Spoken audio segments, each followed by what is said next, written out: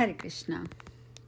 शेष जी कहते हैं, मुने, भरत को मूर्छित देखकर श्री रघुनाथ जी को बड़ा दुख हुआ। उन्होंने द्वारपाल से कहा, शत्रुघ्न को शीघ्र मेरे पास बुला लाओ। आज्ञा पाकर वह क्षण भर में शत्रुघ्न को बुला लाया। आते ही उन्होंने भरत को अचेत और श्री रघुनाथ जी को दुखी देखा। इससे उन्हें बड़ा दुख हुआ। वे श्री रामचंद्र जी को प्रणाम करके बोले, आर्य, ये कैसा दारुण दृश्य है। तब श्री राम ने धोबी के मुख से निकला हुआ वह लोक निंदित वचन कह सुनाया तथा जानकी को त्यागने का विचार भी प्रकट किया। तब शत्रुघ्न ने कहा, स्वामिन, आप जानकी जी के प्रति ऐसी कठोर बात कह रहे हैं कि ये कैसे हो सकता है। भगवान सूर्य का उदय सारे संसार को प्रकाश पहुंचाने के लिए होता है, किंतु उल्लुओं को वे पसंद नहीं आते। इससे जगत की क्या हानि होती है। इसीलिए आप भी सीता जी को स्वीकार करें, उनका त्याग ना करें, क्योंकि वे सती साध्वी स्त्री हैं। आप कृपा करके मेरी बात मानिए। महात्मा शत्रुघ्न की ये बात सुनकर श्री रामचंद्र जी बारंबार वही सीता के त्याग की बात दोहराने लगे जो एक बार वे भरत से कह चुके थे। भाई की वह कठोर बात सुनते ही शत्रुघ्न दुख से आघात जल में डूब गए और जड़ से कटे वृक्ष की भांति मूर्छित होकर पृथ्वी पर गिर गए। भाई शत्रुघ्न को भी अचेत होता गिरा देख श्री रामचंद्र जी को बहुत दुख हुआ और वे द्वारपाल से बोले, जाओ लक्ष्मण को मेरे पास बुला कर लाओ। द्वारपाल ने लक्ष्मण जी के महल में जाकर उनसे ये सब निवेदन किया। स्वामिन, श्री रघुनाथ जी आपको याद कर रहे हैं। श्री राम का आदेश सुनकर वे शीघ्र उनके पास गए। वहां भरत और शत्रुघ्न को मूर्छित तथा श्री रामचंद्र जी को दुख से व्याकुल देखकर लक्ष्मण भी दुखी हो गए। वे रघुनाथ जी से बोले, राजन, ये आप क्या कह रहे हैं। ये सब मूर्छित क्यों हैं? ये कैसा दारुण दृश्य है, इसका मुझे कारण समझ नहीं आ रहा। उनके ऐसा कहने पर महाराज श्री राम ने लक्ष्मण को भी सारा वृतांत पुनः कह सुनाया। सीता के परित्याग से संबंध रखने वाली बात सुनकर वे बारंबार उच्छ्वास खींचते हुए सन्न हो गए। उन्हें कुछ भी उत्तर न देते देख श्री रामचंद्र जी शोक से पीड़ित होकर बोले, मैं अपयश से कलंकित हो इस पृथ्वी पर रहकर क्या करूंगा। मेरे बुद्धिमान भ्राता सदा मेरी आज्ञा का पालन करते हैं, किंतु इस समय दुर्भाग्यवश वे भी मेरे प्रतिकूल बातें करते हैं। कहाँ जाऊं, कैसे करूं। पृथ्वी के सभी राजा मेरी हंसी उड़ाएंगे। श्री रामचंद्र जी को ऐसी बातें करते देख लक्ष्मण जी ने आंसू रोककर व्यथित स्वर में कहा, स्वामिन, विषाद न कीजिए। मैं अभी उस धोबी को बुलाकर पूछता हूँ, संसार की सभी स्त्रियों में श्रेष्ठ जानकी जी की नंदा उसने कैसे की है। आपके राज्य में किसी छोटे से छोटे मनुष्य को भी बलपूर्वक कष्ट नहीं पहुंचाया जाता। अतः उसके मन में जिस प्रकार प्रतीति हो, जैसे वह संतुष्ट रहे, वैसा ही उसके साथ बर्ताव कीजिए, परंतु एक बार उससे पूछना आवश्यक है। जनक कुमारी सीता मन से तथा वाणी से आपके सिवा किसी दूसरे को नहीं जानती, अतः उन्हें तो आप स्वीकार ही करें, उनका त्याग न करें। ये मेरे ऊपर भी कृपा होगी, आप मेरी बात माने। ऐसे कहते हुए लक्ष्मण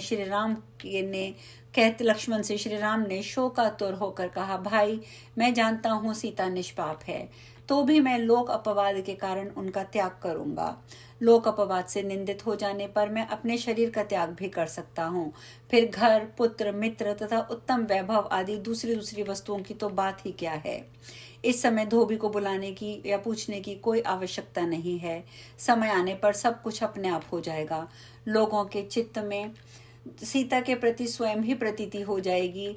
जैसे कच्चा घाव चिकित्सा के योग्य नहीं होता, समय अनुसार जब वह पक जाता है तभी दवा से नष्ट होता है, उसी प्रकार समय से के साथ ही ये कलंक का मार्जन भी हो जाएगा।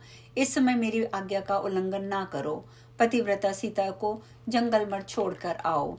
ये आदेश सुनकर लक्ष्मण एक क्षण तक शोकाकुल हो दुख में डूबे रहे। फिर मन ही मन विचार करके कहा, परशुराम जी ने पिताजी की आज्ञा से अपनी माता का भी वध कर डाला था। इससे जान पड़ता है गुरुजनों की आज्ञा उचित हो या अनुचित, उसका कभी उल्लंघन नहीं करना चाहिए। अतः श्री रामचंद्र जी का प्रिय करने के लिए मुझे सीता जी का त्याग करना ही पड़ेगा।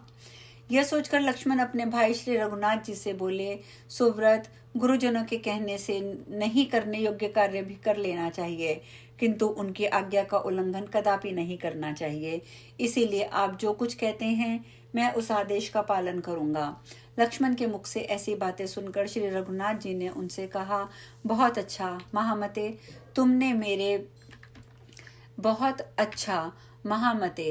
तुमने मेरी बात मान ली, मेरी चित्त को तुमने संतुष्ट कर दिया।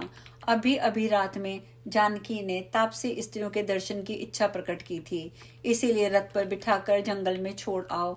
फिर सुमंत्र को बुलाकर उन्होंने कहा, मेरा रथ अच्छे अच्छे घोड़ों और वस्त्रों से सजाकर तैयार करो।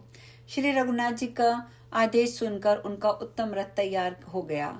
रथ को आया देख भ्रात्र भक्त लक्ष्मण उस पर सवार हुए जानकी जी के महल की ओर चले। अंतापुर में पहुंचकर वे मिथिलेश कुमारी सीता से बोले, माता जानकी, श्री रघुनाथ जी ने मुझे आपके महल में भेजा है, आप तापसी स्त्रियों के दर्शन करने के लिए वन में चलिए। जानकी बोली, श्री रघुनाथ जी के चरणों का चिंतन करने वाली ये महारानी मैथिली आज धन्य हो गई, जिसका मनोरथ पूर्ण करने के लिए स्वामी ने लक्ष्मण को भेजा है। आज मैं वन में रहने वाली सुंदर तपस्विनियों को, जो पति को ही देवता मानती हैं, मस्तक झुकाऊंगी और वस्त्र आदि अर्पण करके उनकी पूजा करूंगी। ऐसा कहकर उन्होंने सुंदर सुंदर वस्त्र, बहुमूल्य आभूषण, नाना प्रकार के रत्न, उज्जवल मोती, कपूर और सुगंधित पदार्थ, चंदन आदि सहस्त्रों प्रकार की विचित्र वस्तुएं साथ ले ली। ये सारी चीजें दासियों के हाथों उठवाकर वे लक्ष्मण जी की ओर चली। अभी घर का चौखट भी नहीं लांघने पाई थी कि लड़खड़ा कर गिर पड़ी। यह एक अपशकुन था, परंतु वन में जाने की उत्कंठा के कारण सीता जी ने इस पर विचार नहीं किया। वे अपना प्रिय कार्य करने वाले देवर से बोली, वत्स, कहाँ है वह रथ जिस पर मुझे ले चलोगे? लक्ष्मण ने सुवर्णमय रथ की ओर संकेत किया। जानकी जी के साथ उस पर सुमंत्र से बोले, चलाओ घोड़ों को।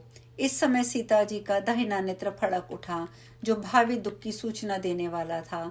साथ ही पुष्यमय पक्षी विपरीत दिशा में होकर जाने लगे।